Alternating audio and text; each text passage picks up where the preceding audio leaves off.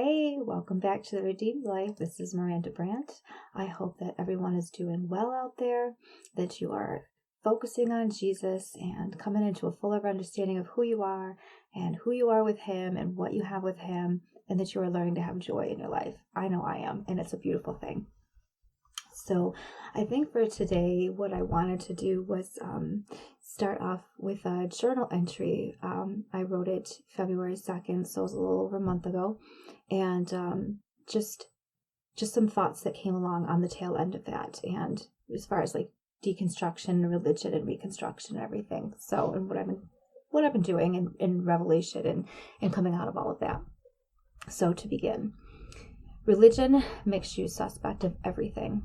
It steals joy from your life. There is little enjoyment to be had when you are constantly evaluating and judging everything. Is this right? Is this godly?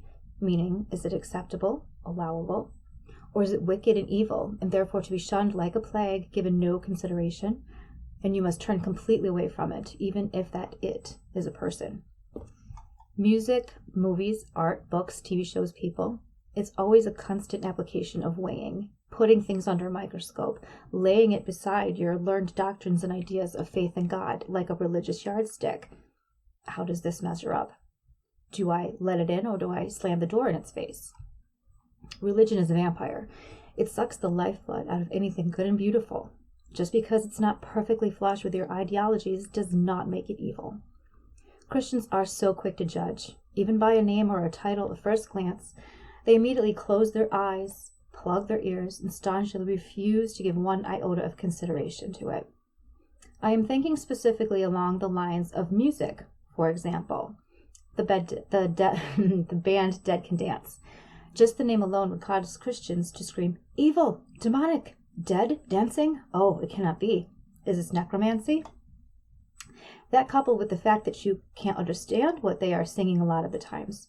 Oh, it could be demonic incantations, spells, calling down demons.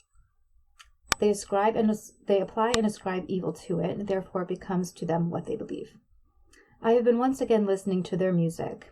I have rediscovered my joy in it. First, in the ability to listen to it without condemnation, and second, just having an appreciation for their talent and their musical giftings. And the beauty in what they create, using the gift that God has bestowed upon them to conduct such beautiful masterpieces.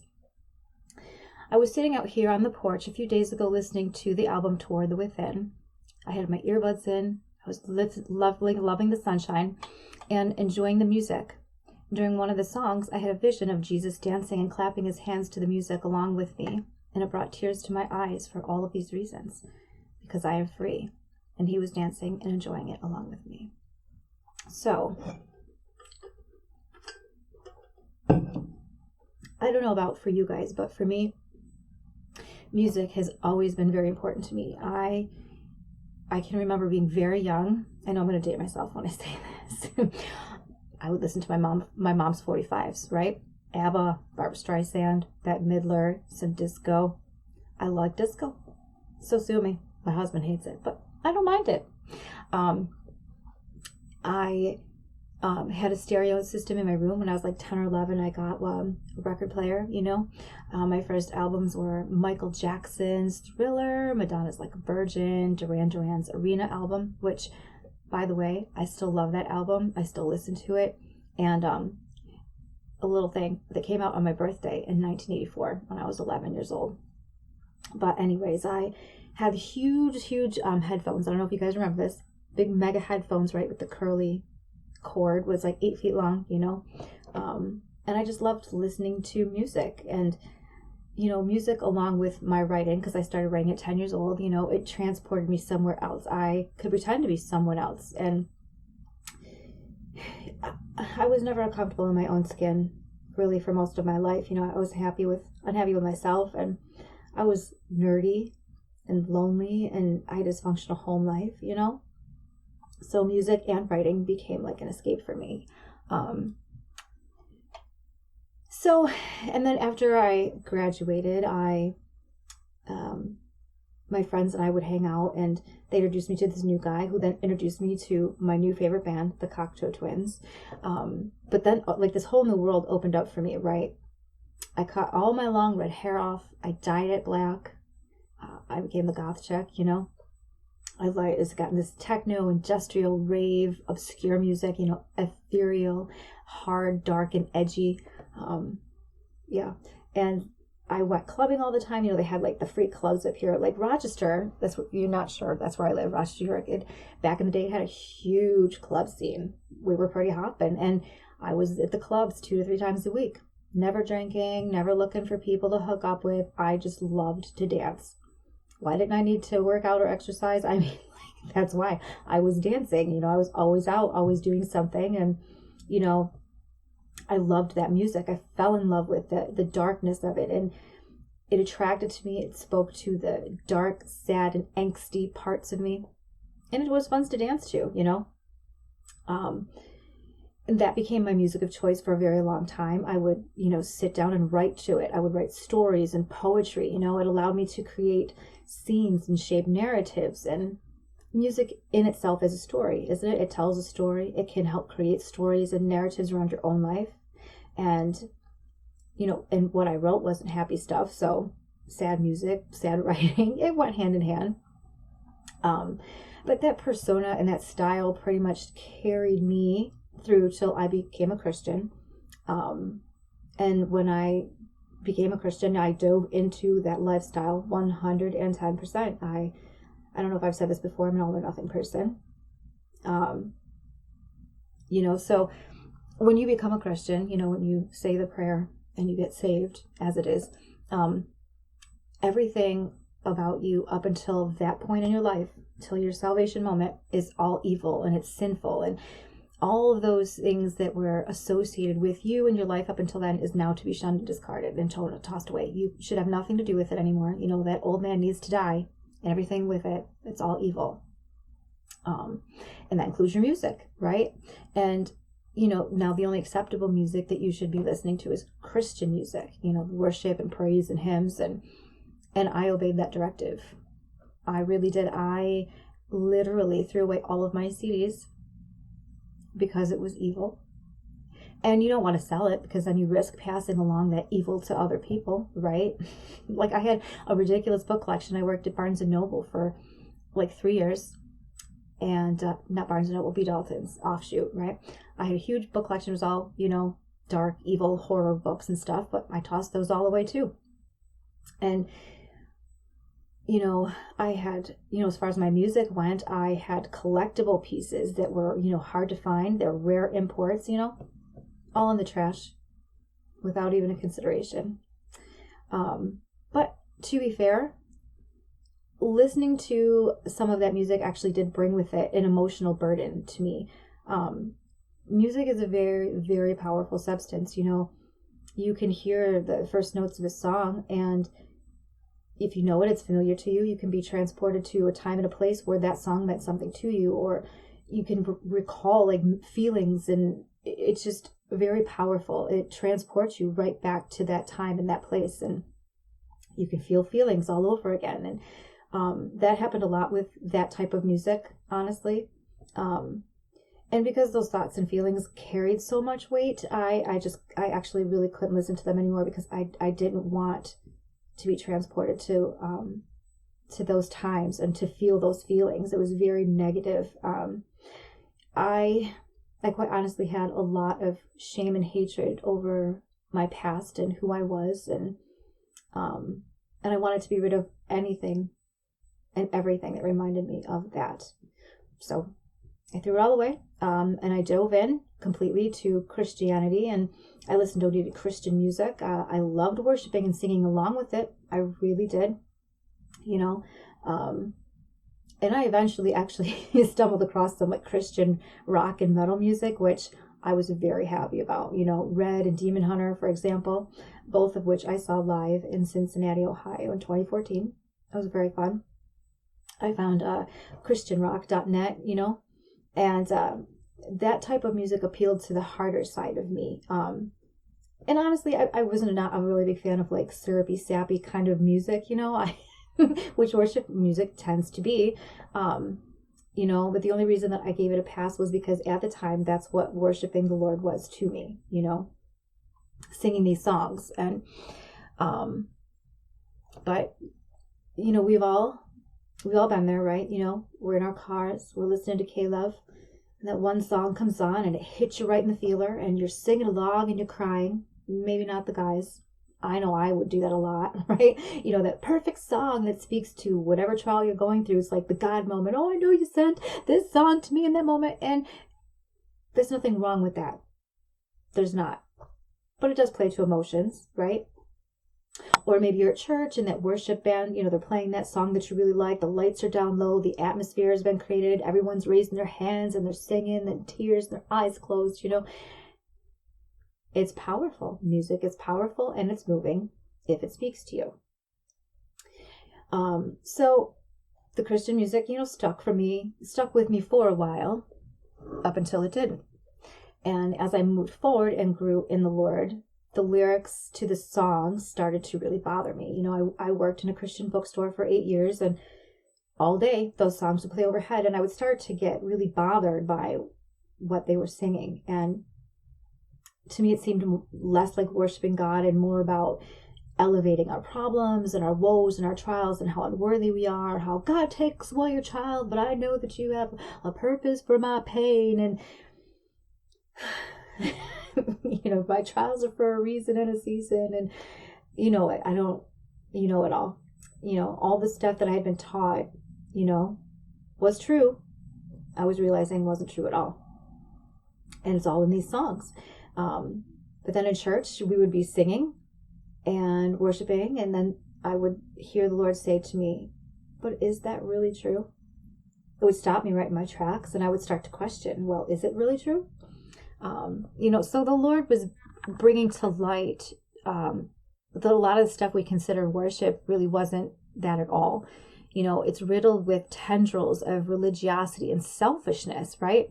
And it's all hidden and buried, and we're blithely unaware of it. We're just la la la la la, and I'm really glad that he was waking me up. It was a process.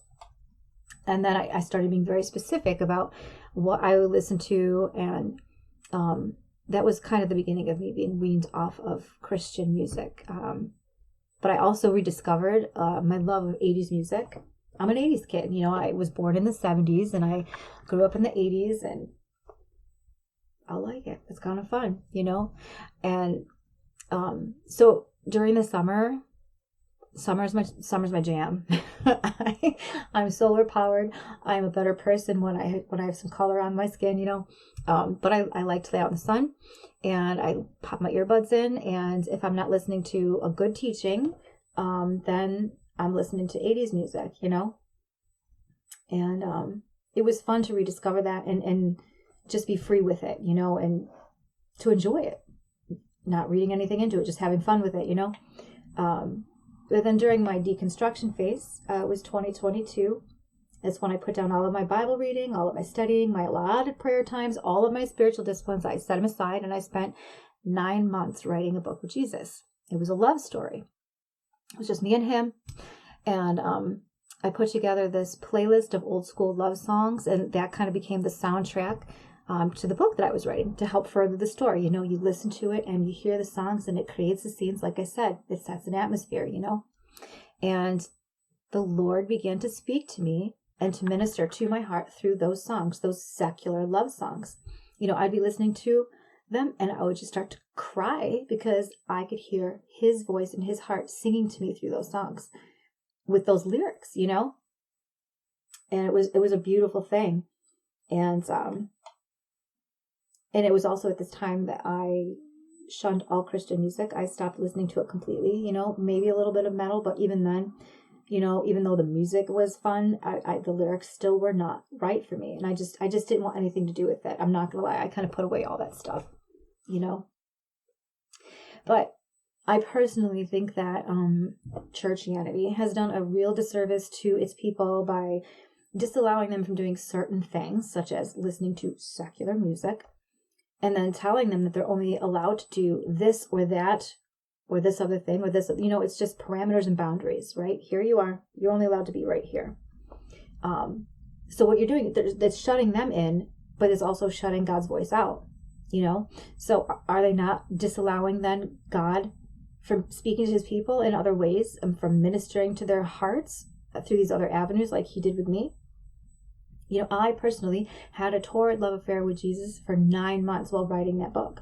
And part of that involved secular love songs. Air Supply, Ambrosia, Paul Davis. And if you don't know who these are, that's okay. You know, but it was a beautiful thing. It was also during this time that he healed my heart and my soul and my emotions. I spent so much of my life living unhealthy emotionally. You know, I didn't know how to deal with my emotions. I was a stuffer. You know, I kept everything to myself. I was not allowed, and I didn't allow myself to be honest about how I was feeling. I didn't allow myself to feel certain ways, or if I did, it was wrong, or I would stuff it and keep it to myself. And it was just, I was a hot mess. Like, I was a basket case, but that's okay. Those days are behind me now, you know. He changed all of that. I can now think back on my past and the things that I had done, and I can see it with a fondness. I can see good and fun things. You know, I could see the adventures that I had and not just pain and humiliation. And even for all of the bad choices that I made or the bad times that I had, I can now see them objectively without those emotional burdens and without shame attached to those memories. And I can't even express to you like how huge this was for me, because yeah, it was heavy to try to just ignore all those things, or to every time you would think on anything of your past, it was always just negative and loathsome. And even with yourself, that's a terrible way to live, and it's awful. But anyways, it was a big turning point for me, and I remember being so grateful when I realized that he had done this for me, that I would just cry. I would just weep with just gratitude and thankfulness, you know. It was like a huge weight was lifted, and it was very liberating for me, you know. So because of that, I was also able to pick up a lot of the music that I used to love, that I had laid down and tossed aside, you know. The stuff that I was unable to bear hearing, I could now listen to it again without any of those old feelings attached to it. And honestly, it was like rediscovering all of those bands and songs. It was, I've been listening to a lot of that stuff all over again. And it's like, it's been so wonderful, you know, just enjoying it for what it is. It's music. Not considering it evil, because it doesn't fall within Christianity's prescribed sphere of what they consider holy, right? And that's not to say now that I just listen to anything and everything, because I do have limits. You know, there are things that I cannot watch or listen to because I just can't. And I will not. You know, I choose not to, but I also can't. You know, I use Holy Spirit discernment, you know, not what someone else tells me I can and can't do, but I listen to him. And that's the sad thing, is that religion is superstitious. It runs on fear. That's its fuel. It ascribes evil to anything outside of its influence, and it makes people absolutely terrified of stepping outside of the box that it has constructed to hold everyone in. They'll tell you that it is for your own safety and for your benefit that they're doing this, but is it really? Let's ask the question. Is it sheltering you from something bad, or is it actually keeping you away from the one who is good and only good?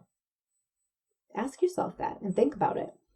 You know, I think we need to start trusting in our connection with him, and hearing his voice and being led by his spirit, to allow him to speak to us in ways that he knows that we would hear him best and receive it best.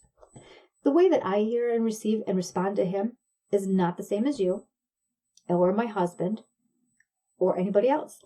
We're fingerprints, right? There's not one and the same. We're all individuals. We're all made different, you know?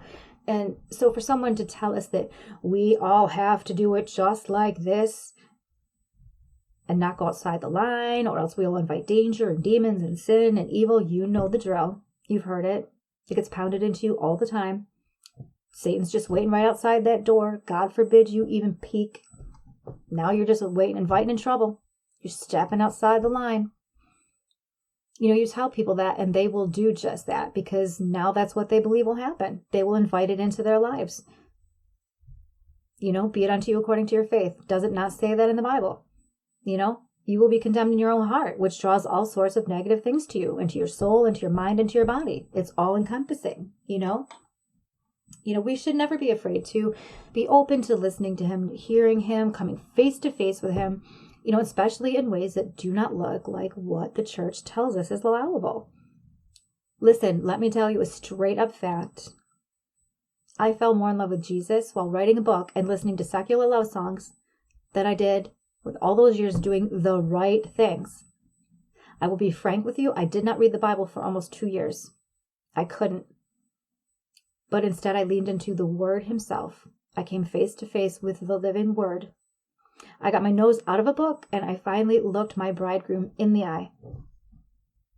And the transformation that I had been so desperately seeking, it finally came. The healing came, the peace and the rest came. His love came and drove out all fear and tension and condemnation. What more can I say about that? You know, the church has done such a disservice to its people by placing all of these restrictions on them. You're burdening them with fear. You know, instead of teaching them, you are one with Jesus. Teach them unity. You are one with Christ. No, but instead we've been fed heavy doses of separation and don't trust your heart because it's wicked, but trust the pastor or the prophet or the apostle and only what they say and teach. What?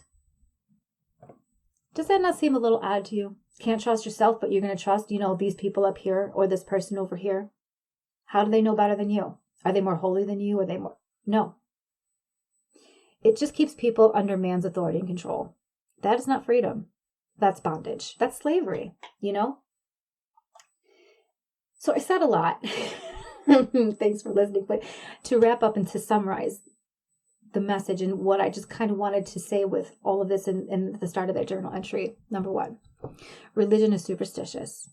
It keeps us bound and blind, gagged, sick, anxious, and condemned. There is no liberty in religion, and sadly, Churchianity is a huge purveyor of this. Even though they preach freedom from their pulpits, they are blindly unaware of what that means. It dictates to us what is good, what is bad, what is right, what is wrong, as opposed to teaching us to be led by the Spirit, that we are one with the risen Christ, that we are never separated from Him, ever. Not for any reason. The only time we are separated from Him is when we believe that we are, in our own minds. Number 2, God is a redemption of all things. Okay? He redeemed my memories, my emotions, my thoughts. He changed my mind and my vision, the way I viewed my past and my life. He changed the way I felt about it. He redeemed the music that I loved in my former life. Where once there was heaviness and condemnation and darkness, it's now light and peace and joy. This did not come through doing all of the right things, but knowing Him intimately. Setting all of those things down to see and hear Him clearly. That's what you got to do. You are not redeemed by reading scriptures. You're not redeemed by going to church. You're not redeemed by tithing and by praying. He redeemed you. So what's left for you to do is just press into Him and let the redemptive work of Christ have its way in you and with you. Okay? Number 3, learn to be led by Holy Spirit and live a unified life with Jesus. Do not be afraid to let go of your prescribed ideals and notions of how to hear the Lord, how to have a relationship with Him. You do not have a relationship with someone by reading about them. No, you have to come face to face with them. Put the book down. The Word of God is a person. It is not a book. And I know that might ruffle some feathers, and that's okay. It's the truth. Allow Him to speak to you through other ways outside of what you have been taught. Don't be afraid of getting into evil things or being entertained by evil things, because the closer you get to Him, the more clearly that you see Him, the less those types of things will attract you, or those attractions to those types of things will dissipate. Quick example, I started watching a TV show called Gotham. I was drawn in by the story, the acting was good and everything, but just one day I just knew that I had to stop watching it because it was violent and I just couldn't do it anymore. And I stopped and that was it. Big deal. There's no condemnation. I just knew that I couldn't do it anymore. That's how easy it is. There's not like, oh, I better and I gotta pray and I gotta repent. No, I just knew I couldn't do it. It's not difficult, right? Religion is difficult. Freedom is not. Weigh the odds. You might actually feel repelled by those things. You might not just care. You'll be indifferent. You might not have an interest, or you'll just know it's not something that you want to engage in, be entertained by. Just keep Him at the center of everything. If you say, hey, Lord, lead me, guide me, if you have Him in the center of, and you are focused on Him, He will honor you. He will honor that request. He will lead you. You just have to have faith and trust in Him. And number 4, to wrap it up, do not be afraid. Just keep Him as your focus. He won't let you go. It's not about having it all right, because realistically, that's an unrealistic and wrong perspective that the church has perpetuated, and that only breeds fear and absolutely no confidence at all. He had you. He has you. He's always with you. You are never separated. You are never apart from him. You are one with him all the time, every day, 24/7, 365, no matter what. And I can't express that enough to you. If you trust in him and let go, because he will not let you go. Not ever. So I hope that everything kind of made sense and that you got where I was going with this. It's just, I lived under superstition and fear and the whole spiritual warfare thing, and evil's right outside your door, and you're evil and wicked in your heart. You can't trust anything, and that's a lie. It's a lie. It's not true. And I just wanted to encourage you today to say, don't be afraid. Set it down. You can just look at him face to face. Just be free. He bought your freedom. Don't you think you should, give him what did he pay for? The reward of what he gave to you. Give him the reward of his sacrifice and what he did. He laid his life down so that you could have life. So go have some life. Listen to some 80s tunes. Dance around a little bit. Jump up and down. Have some joy. And be happy. And I just bless you and I thank you for joining me today. I love you and God loves you even more. Have a wonderful day in Jesus.